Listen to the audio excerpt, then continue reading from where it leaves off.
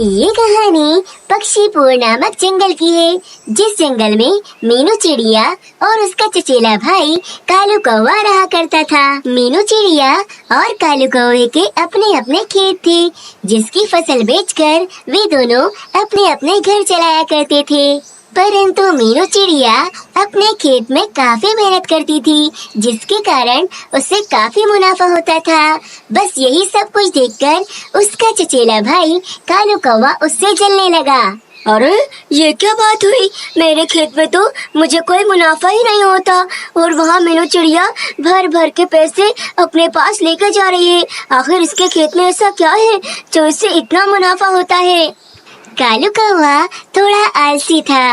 वे अपने खेत में आता तो जरूर था, परंतु आते ही सो जाता था और कोई भी काम नहीं करता था। मुझे अब मीनू चिड़िया पे नजर रखनी होगी कि आखिर ये अपने खेतों में ऐसा क्या करती है जो इसकी इतनी कमाई होती है और मेरी बिल्कुल कमाई नहीं होती।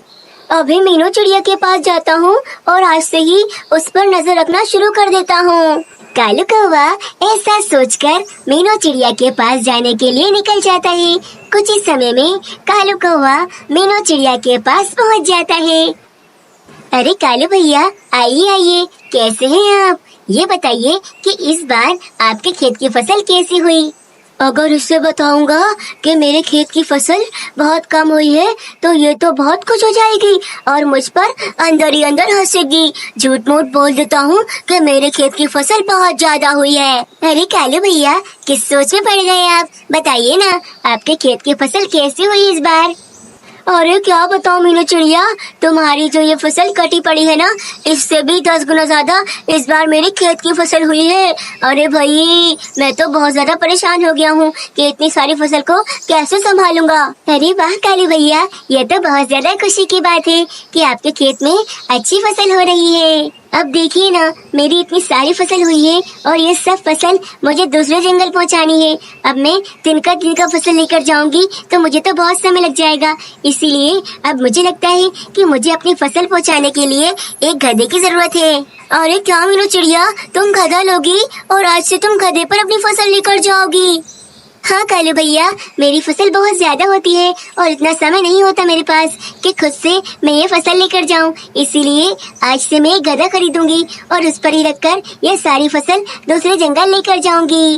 अरे बाप रे, ऐसे तो इस मीनू चिड़िया की कमाई और ज्यादा होगी। अगर ये गधा खरीदेगी तो मैं भी खरीदूंगा।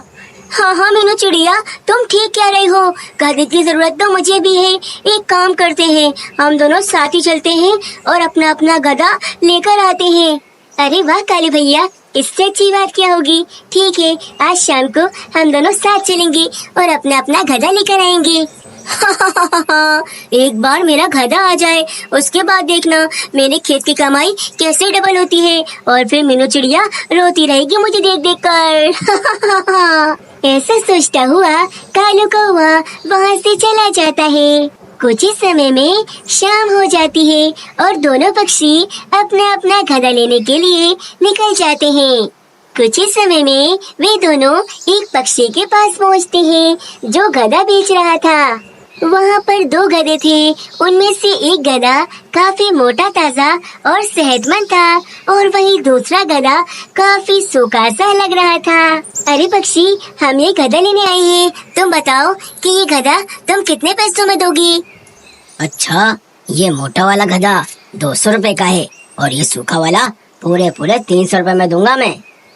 अरे वाह, ये मोटा सेहतमंद गधा सस्ता और वही सूखा गधा इतना महंगा। ये तो बहुत सेहतमंद गधा लग रहा है, इसका मतलब ये काम भी बहुत अच्छा करेगा। एक काम करता हूँ, मीनू चिड़िया से पहले ये गधा मैं खरीद लेता हूँ। हाँ हाँ पक्षी, मुझे ये मोटा वाला गधा चाहिए। ये 200 रुपए का है ना? हाँ ठीक है, मैं तुम्हें 200 रुपए देने के लिए तैयार हूँ। अरे कालू भैया, ये आप क्या कर रहे हो? ये मोटा वाला गधा मुझे कुछ ठीक नहीं लग रहा, आप ये गधा नहीं लो। अरे बस करो मीनू चिड़िया, तुम तो चाहती ही नहीं हो कि मैं अच्छा वाला गधा लूं, इसीलिए तुम मुझे ये सब कह रही हो। हाँ हाँ ठीक है, ये मोटा वाला गधा सबसे अच्छा है, एकदम फुर्तीली से काम करता है और बिल्कुल परेशान नहीं करता। कालू कौवे, तुम ये गधा ले जाओ। फिर क्या था, कालू कौवा उस पक्षी को पैसे देता है और वो मोटा ताजा गधा लेकर वहाँ से चला जाता है। हाँ चिड़िया, अब बोलो, तुम्हें सूखा वाला गधा चाहिए या फिर नहीं? हाँ, ये गधा तो मुझे ठीक लग रहा है। एक काम करो, आप मुझे यही गधा दे दो। फिर मीनू चिड़िया भी उस पक्षी को पैसे देकर वे गधा लेकर वहाँ से चली जाती है।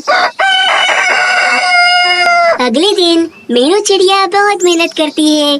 सुबह ही सुबह जंगल से लकड़ियाँ काट कर लाती है और अपने गधे के लिए एक मजबूत गधा गाड़ी बना लेती है। अरे वाह, ये तो बहुत अच्छा हो गया। अब मैं इस गधा गाड़ी पर अपनी सारी फसल लेकर जा सकती हूँ। अब मुझे कोई चिंता नहीं है। फिर ऐसे मीनू चिड़िया उस गधा गाड़ी पर अपनी सारी फसल रखकर दूसरे जंगल के लिए निकल जाती है।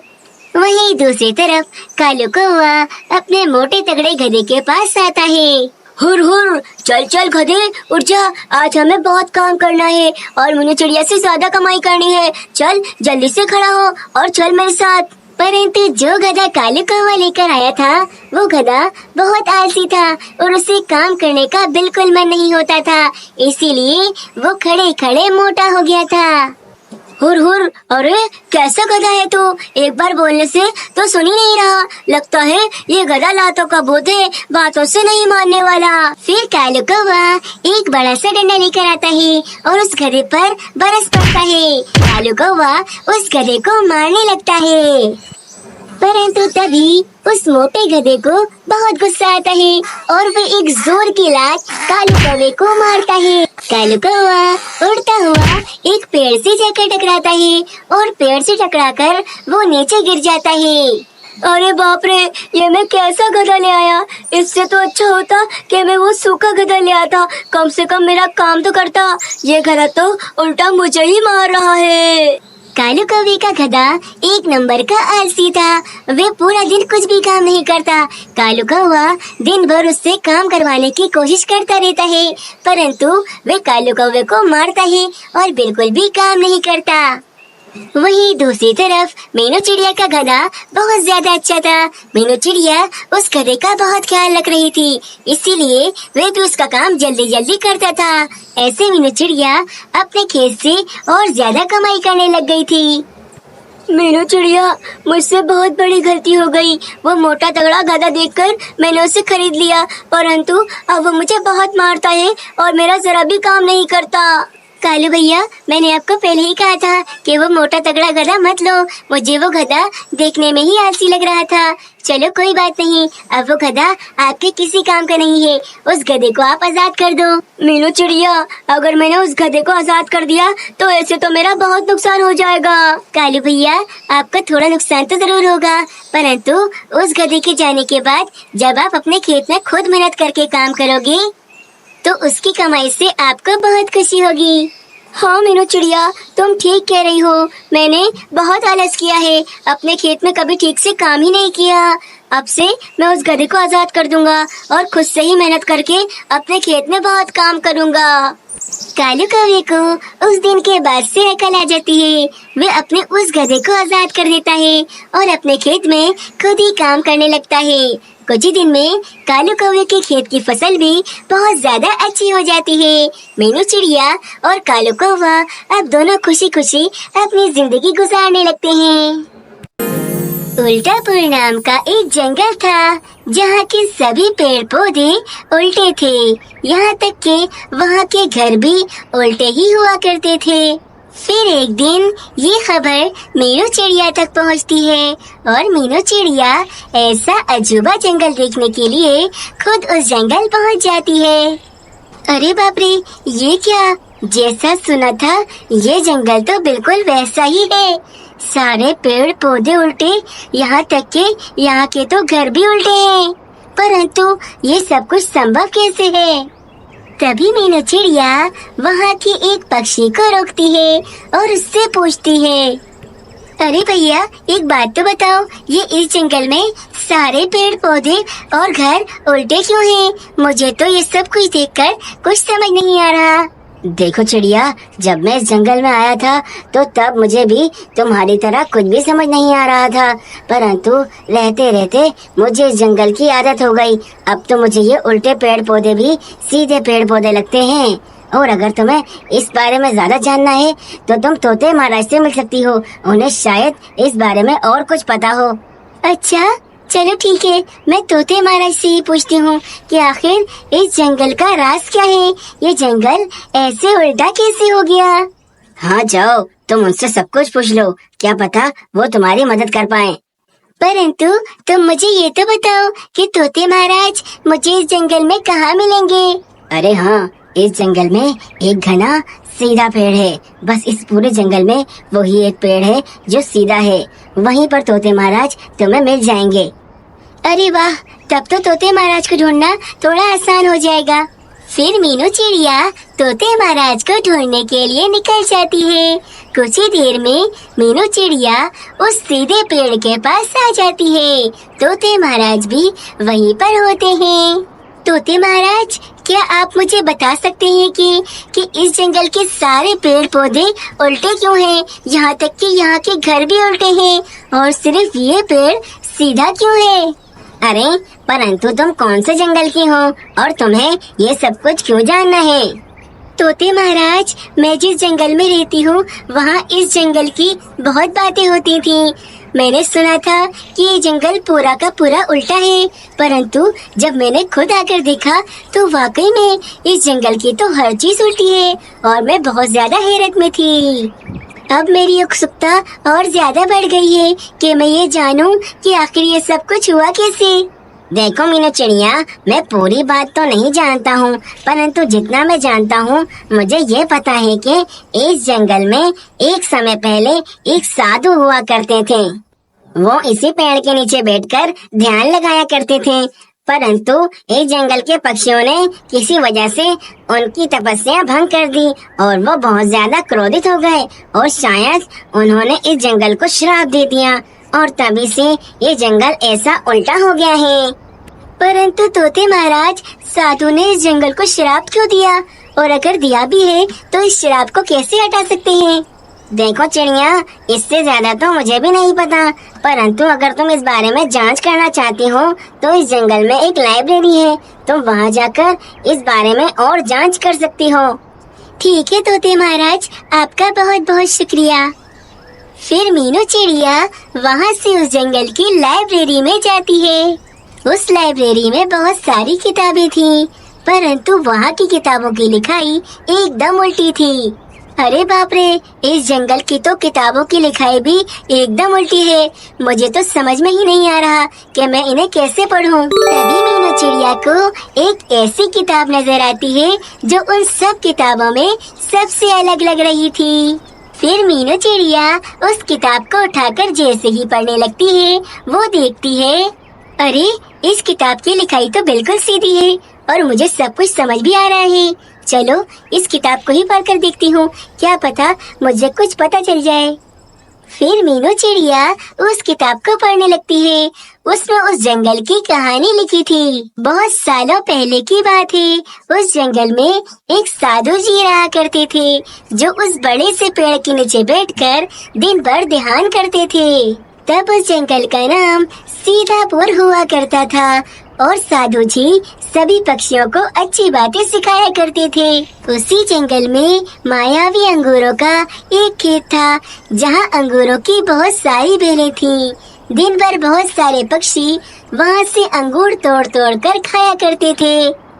एक दिन साधु जी जंगल के सभी पक्षियों को बुलाते हैं। पक्षियों, मेरी बात ध्यान से सुनो। ये जो तुम मायावी अंगूरों को रोज रोज खाते हो, ये कोई अच्छी बात नहीं है। वो अंगूर मायावी और बहुत ज्यादा स्वादिष्ट है, परंतु वो भोजन तुम्हारे लिए नहीं है। जंगल के तुम दूसरे फल खाओ। रात के समय जादुई परियां उस मायावी अंगूरों के खेत में आती हैं। वो उनका भोजन है, उन्हें ही खाने दो।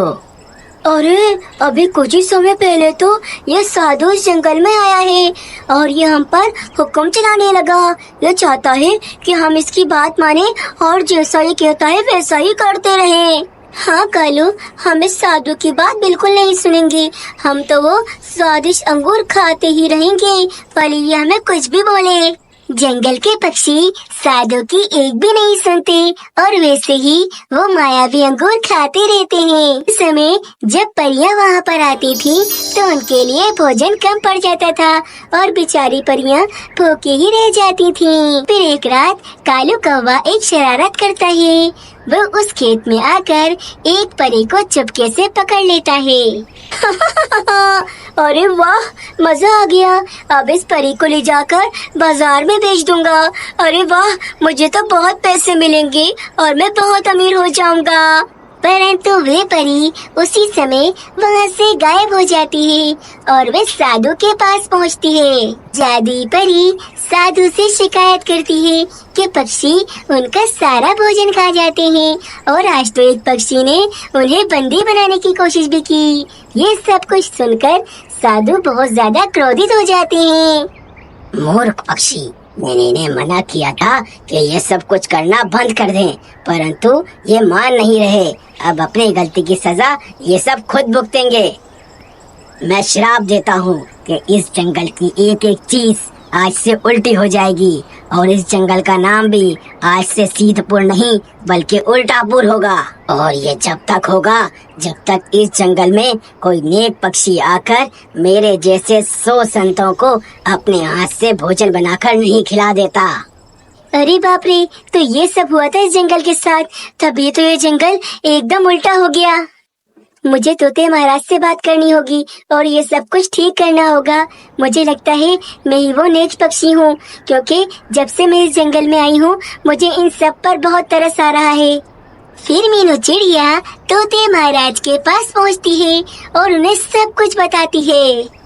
मीनू चिड़िया, अगर तुम्हें लगता है कि वो नेक पक्षी तुम ही हो तो ये तो बहुत अच्छी बात है। मैं कल ही 100 संतों को बुलाता हूँ और तुम अपने हाथ से भोजन बनाकर सभी संतों को खिला दो।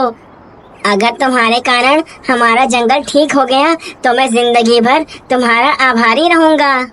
फिर अगले ही दिन तोते महाराज 100 संतों को वहाँ बुला लेते हैं और मीनू चिड़िया एक एक कर सभी को खाना खिला देती है। हम सभी आशा करते हैं कि आपका जंगल बहुत ही जल्दी ठीक हो जाए और श्राप मुक्त हो जाए। ऐसा होने के अगले ही दिन बाद जंगल में सब चीजें एकदम सीधी हो जाती हैं और सभी ठीक हो जाता है। सभी पक्षी और मीनू चिड़िया ये सब कुछ देखकर बहुत ज्यादा खुश हो जाते हैं। मीनू चिड़िया, हम सब तुम्हारे बहुत आभारी हैं। तुम्हारे ही कारण हमारा जंगल श्राप मुक्त हुआ है और सब कुछ ठीक हुआ है। हम तुम्हें हमेशा याद रखेंगे। तोते महाराज, मुझे याद रखने की कोई जरूरत नहीं, बस इतना याद रखें कि कोई भी ऐसा काम ना करे जिससे किसी को तकलीफ हो और ये जंगल दोबारा किसी मुसीबत में पड़ जाए। नहीं मीनू चिड़िया, हम सब वादा करते हैं कि आज से हम ऐसा कोई काम नहीं करेंगे जिससे हमारे जंगल पर जरा भी खतरा आए। मीनू चिड़िया के कारण ही उस उल्टापुर जंगल में सब कुछ ठीक हो जाता है और उसी दिन से उस जंगल का नाम भी सीधापुर जंगल हो जाता है और सभी वहाँ खुशी खुशी रहने लगते हैं। सोनू चिड़ा और कालू कौवा आपस में सौतेले भाई थे। उनके माता पिता का देहांत अभी कुछ ही समय पहले हो गया था। बस इसी कारण वे दोनों बहुत ज्यादा उदास थे। भाई भाई, ना माँ रही ना पिताजी, अब हम क्या करेंगे? कालू मेरे भाई, माँ पिताजी तो अब नहीं रहे, परंतु मैं तुम्हारा बड़ा भाई हूँ। अब से तुम मेरी जिम्मेदारी हो। मैं तुम्हें पढ़ाऊंगा लिखाऊंगा और तुम्हें एक बड़ा पक्षी बनाऊंगा। भैया, मैं तो तुम्हारा सौतेला भाई हूँ, फिर भी तुम मुझे अपनों से बढ़कर प्यार करते हो। भैया, तुम बहुत अच्छे हो। हाँ, तुम मेरे सौतेले भाई जरूर हो, परंतु मैंने तुम्हें हमेशा अपने भाइयों से बढ़कर माना है। सोनू चिड़ा अपने भाई की बहुत चिंता करता था, बस इसीलिए वो काम करने निकल जाता है। वे एक खेत में काम करने लगता है। सोनू चिड़ा उस खेत में दिन रात मेहनत से काम करता है और फिर देखते ही देखते वे खेत गंदमों से भर जाता है। सोनू चिड़े की मेहनत रंग लाई और देखते ही देखते वे एक बड़े से घर का मालिक बन गया और अपने भाई को भी बहुत प्यार से वहाँ पर रखने लगा। भैया भैया, अब तो हमारे हालात बहुत अच्छे हो गए हैं। अब तो मैं चाहता हूँ कि तुम्हारी बस जल्दी से शादी हो जाए और इस घर में मेरी भाभी आ जाए। अरे कालू, ये तुम कैसी बात कर रहे हो? अभी शादी का मेरा कोई इरादा नहीं है। अभी तो मुझे तुम्हारे लिए बहुत कुछ करना है। तुम्हें दूसरे जंगल पढ़ने के लिए भी भेजना है। भैया, तो भाभी के आने से कौन सी मेरी पढ़ाई रुक जाएगी? सब कुछ और अच्छा ही हो जाएगा। नहीं कालू, तुम नहीं जानते, हो सकता है मेरी शादी किसी ऐसी चिड़िया से हो जाए जो तुम्हें पसंद नहीं करती हो और फिर हमारे घर में सब कुछ खराब हो जाएगा। अरे नहीं नहीं सोनू भैया, आप चिंता मत करो। मैं आपके लिए बहुत ही सुंदर और बहुत ही अच्छी सी चिड़िया ढूंढूंगा। बस आप शादी के लिए मान जाओ। अच्छा ठीक है, चलो मैं तुम्हारी बात मान लेता हूँ। ठीक है, मैं शादी कर लेता हूँ। कालू कौआ सोनू चिड़े की बात सुनकर बहुत खुश होता है और ऐसे सोनू चिड़े की शादी एक सुंदर सी चिड़िया जिसका नाम मीनू था उससे हो जाती है। सोनू चिड़ा भी अपनी शादी से बहुत ज्यादा खुश था क्योंकि मीनू चिड़िया बहुत समझदार चिड़िया थी। और फिर वो दिन भी आ जाता है जब कालू कौवे को दूसरे जंगल पढ़ाई करने के लिए जाना था। चलो मेरे भाई, अब तुम दूसरे जंगल पढ़ने के लिए जाओ और वहाँ जाकर खूब पढ़ाई करना और वहाँ से एक बड़े पक्षी बनकर ही आना। हाँ देवर जी, आप जब पढ़ लिख कर दूसरे जंगल से एक बड़े पक्षी बनकर आएंगे तब हम आपकी शादी एक बहुत प्यारी सी कौवे से करा देंगे। भाभी, अभी तो मैंने पढ़ाई शुरू भी नहीं की और आपको अभी से मेरी शादी की पड़ गई। अरे मीनू चिड़िया तो मजाक कर रही है। चलो अब तुम जल्दी से दूसरे जंगल के लिए निकल जाओ, कहीं तुम्हें देर ना हो जाए। हाँ भैया, आप ठीक कह रहे हो। चलो भाभी भैया, अब मैं निकलता हूँ। मैं वहाँ जाकर आप दोनों को बहुत याद करूँगा। फिर कालू कौवा दूसरे जंगल में पढ़ाई करने के लिए निकल जाता है।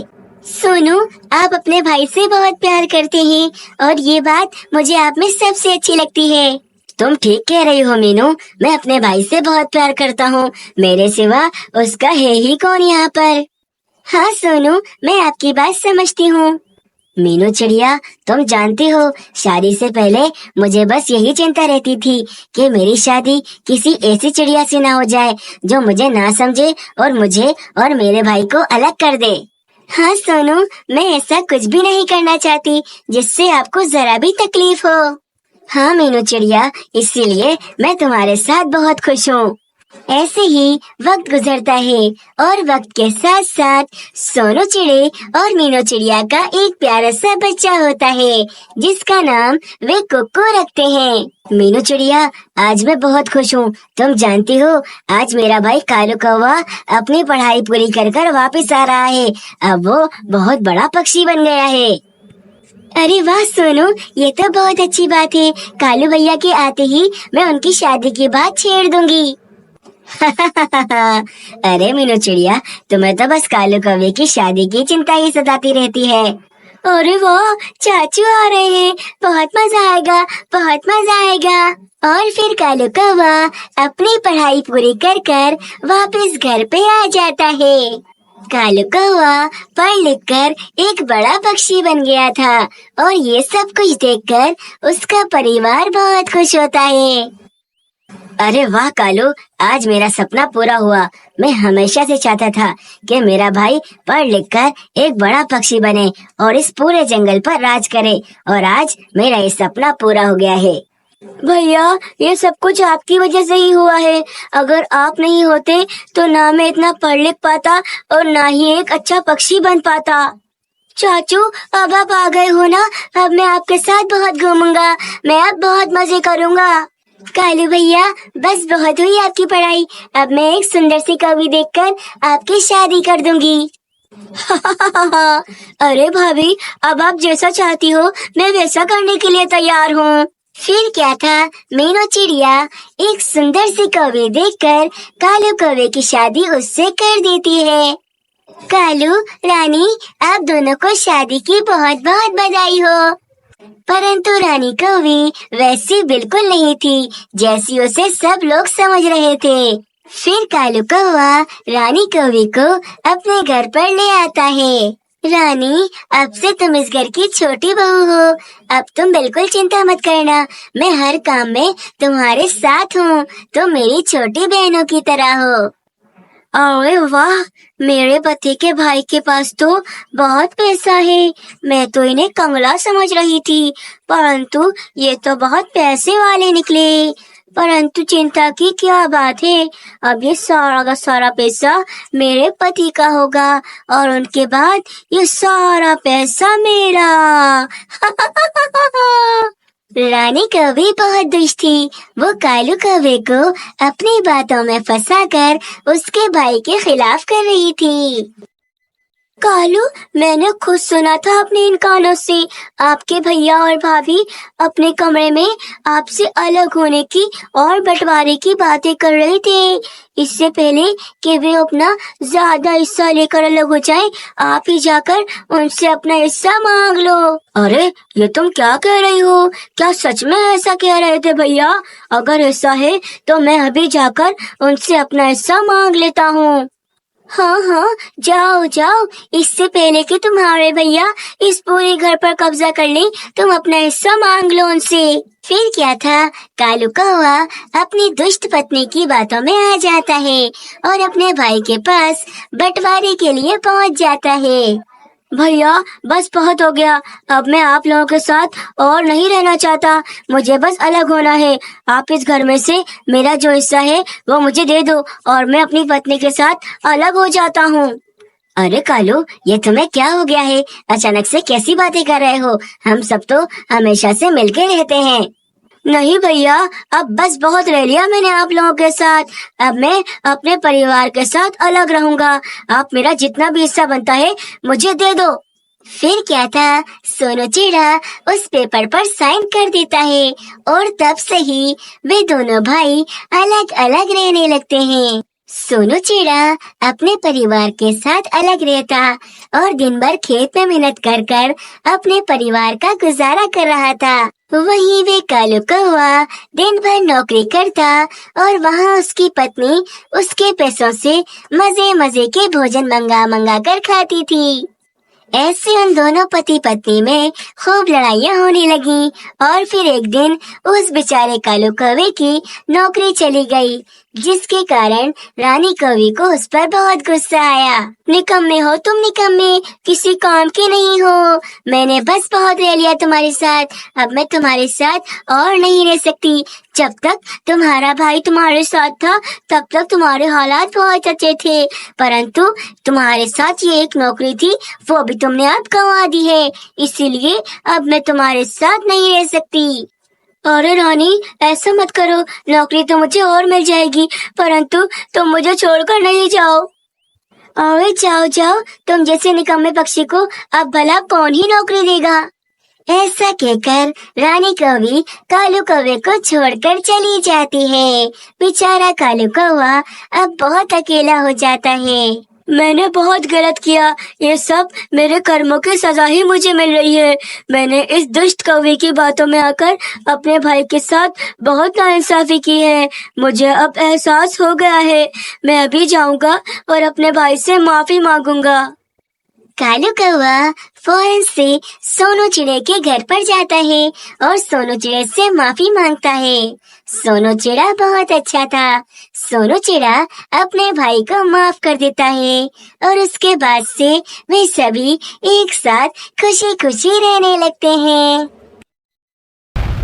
मीनू चिड़िया बहुत ज्यादा खुश थी क्योंकि बहुत दिनों बाद उसके घर में उसका नन्हा सा बच्चा हुआ था। मीनू चिड़िया ने उसका नाम कुकू रखा था। सोनू, आखिरकार हमारे घर में भी खुशियाँ आ ही गईं। मेरा ये बच्चा कितना प्यारा है, इसका नाम मैंने कुकू रखा है। मीनू चिड़िया, मैं तुम्हें बता नहीं सकता मैं कितना खुश हूँ।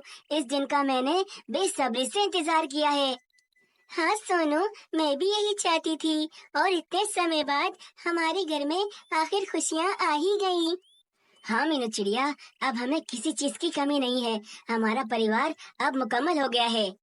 सोनू, ये लॉकेट मुझे आपकी माँ ने दिया था और अब अपनी निशानी के तौर पर मैं ये अपने बेटे कुक्कू को पहनाऊंगी। अरे वाह मीनू चिड़िया, ये तो बहुत अच्छी बात है।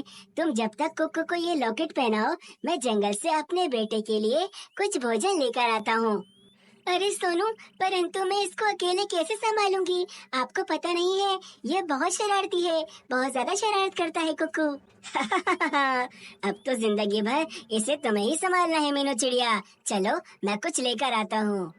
फिर ऐसा कहकर सोनू चिड़ा वहाँ से चला जाता है। सोनू चिड़े के जाते ही कुक्कू घर में बहुत शरारत करने लगता है। अरे कुक्कू रुक जाओ, इतनी शरारत मत करो। तुम तो शरारत कर करके थकते भी नहीं हो। बस थोड़ी देर रुक जाओ, मुझे तुम्हें ये लॉकेट पहनाने दो। फिर मीनू चिड़िया कुक्कू को वे लॉकेट पहना देती है। अरे वाह कुक्कू, ये लॉकेट तो तुम पर बहुत अच्छा लग रहा है। बस अब तुमने बहुत शरारत कर ली, अब तुम सो जाओ। लल्ला लल्ला लोरी, दूध की कटोरी, दूध में बताशा, कुक्कू करे तमाशा, कुक्कू करे तमाशा।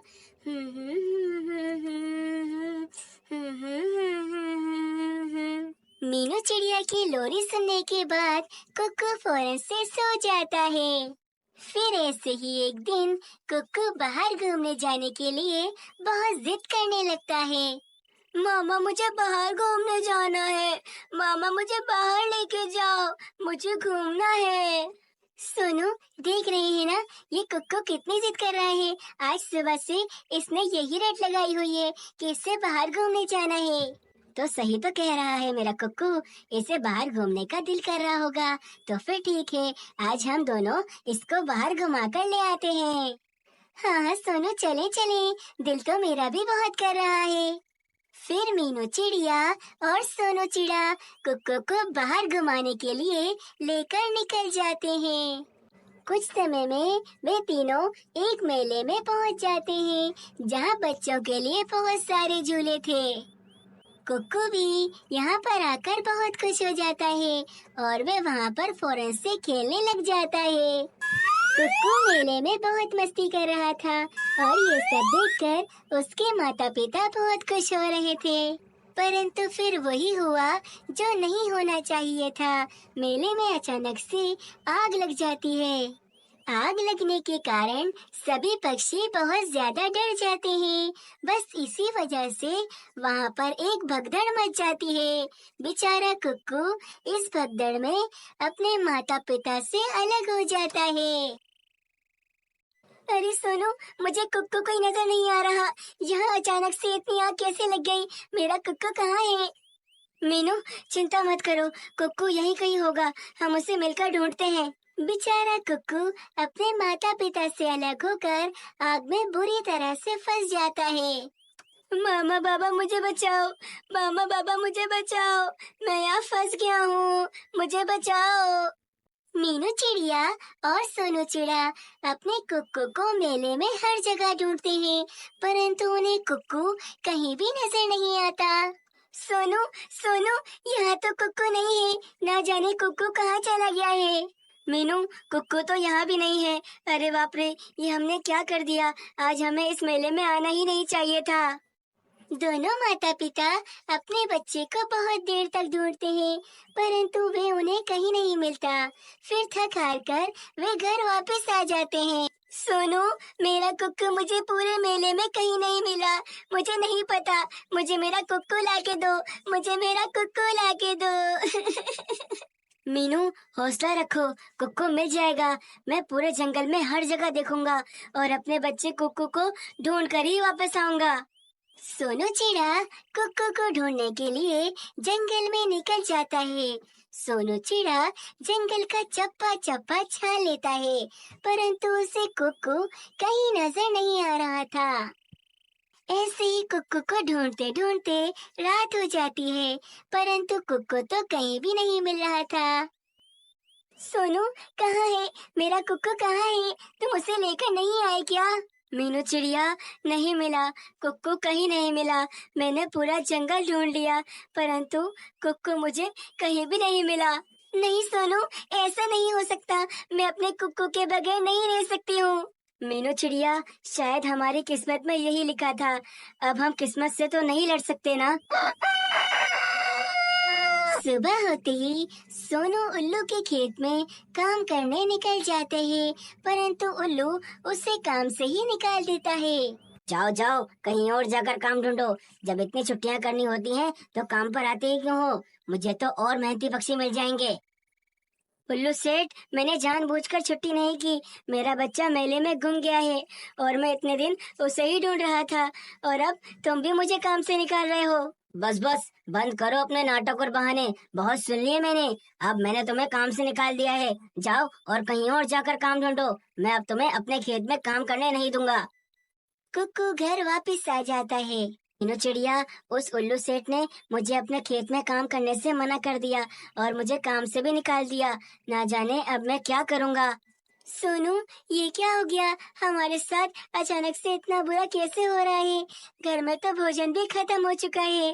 फिर ऐसे ही 5 साल बीत जाते हैं। सोनू चिड़ा और मीनू चिड़िया जैसे तैसे कहीं ना कहीं काम कर कर अपना गुजारा करते हैं। फिर एक दिन मीनू चिड़िया का दोस्त मिट्टू तोता उस जंगल में एक सबसे अमीर पक्षी को देखता है। अरे, ये पक्षी तो बहुत ज्यादा अमीर है। लगता है ये इस जंगल में रहने आया है। मैं अपनी दोस्त मीनू चिड़िया को इसके बारे में बताता हूँ। क्या पता उस बेचारी को ये अमीर पक्षी काम दे दे। फिर मिट्टू तोता मीनू चिड़िया के घर पर जाकर उस अमीर पक्षी के बारे में मीनू चिड़िया को सब कुछ बताता है। अरे बिरजू तोते, तुम्हारा बहुत बहुत धन्यवाद, शुक्र है। अब हमें कुछ काम मिल जाएगा और हमारे हालात कुछ अच्छे हो जाएंगे। नहीं तो ऐसा है कि हमें यहाँ पर कोई काम देता ही नहीं है। फिर मीनू चिड़िया और सोनू चिड़ा उस अमीर पक्षी के घर में जाते हैं। अरे वाह, ये घर तो बहुत ज्यादा सुंदर है। इसका मालिक हमें कुछ ना कुछ काम तो दे ही देगा। परंतु मीनू चिड़िया ये नहीं जानती थी कि ये पूरा घर उसके बेटे कुक्कू का ही है। फिर कुक्कू मीनू चिड़िया के सामने आ जाता है। अपनी माँ को अचानक सामने देखकर उसे उसकी सुनाई हुई लोरी याद आ जाती है। लल्ला लल्ला लोरी, दूध की कटोरी, दूध में बताशा, कुक्कू करे तमाशा, कुक्कू करे तमाशा।